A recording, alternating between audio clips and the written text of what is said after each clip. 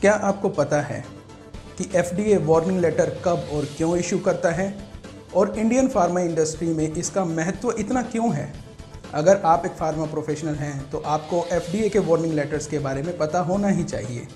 मैं हूं सतीश गुप्ता, आप देख रहे हैं फार्मा स्टेट अपडेट्स और आज इस वीडियो में हम बात करेंगे कि US FDA वार्निंग लेटर्स क्या हैं और इंडिया की आज की FDA के वार्निंग लेटर्स को लेकर स्थिति कैसी है। FDA के वार्निंग लेटर्स को जानने से पहले हमें अमेरिका की हेल्थ केयर और फार्मा मार्केट के बारे में थोड़ा जानना पड़ेगा।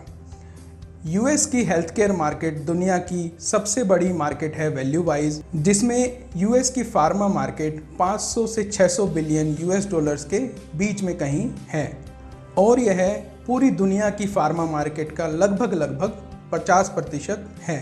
US की फार्मा मार्केट का जो बड़ा हिस्सा है वो ब्रांडेड दवाइयों का है, लेकिन जेनेरिक दवाइयों का हिस्सा भी लगभग 70 से 80 बिलियन US के बीच में है।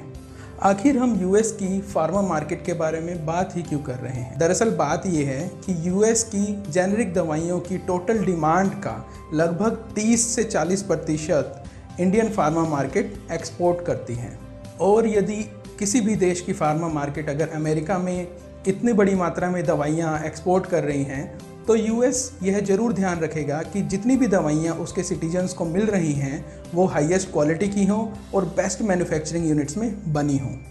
इसीलिए US का food and drug administration department यानी FDA रेगुलरली जिन देशों से दवाइयाँ वहाँ आती हैं वहाँ की मैन्युफैक्चरिंग यूनिट्स को इंस्पेक्ट करता रहता है। जब इन मैन्युफैक्चरिंग यूनिट्स का इंस्पेक्शन होता है तब यह चेक किया जाता है कि सब तरह के गुड मैन्युफैक्चरिंग प्रैक्टिसेस यानी GMP फॉलो हो रहे हों और हर तरह का क्वालिटी प्रोटोकॉल भी फॉलो हो रहा हो।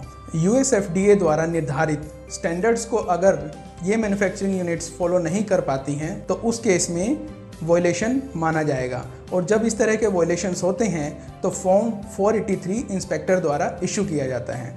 बाद में सभी तरह के डॉक्यूमेंट्स को देखने के बाद US FDA वार्निंग लेटर्स भी इशू कर सकता है।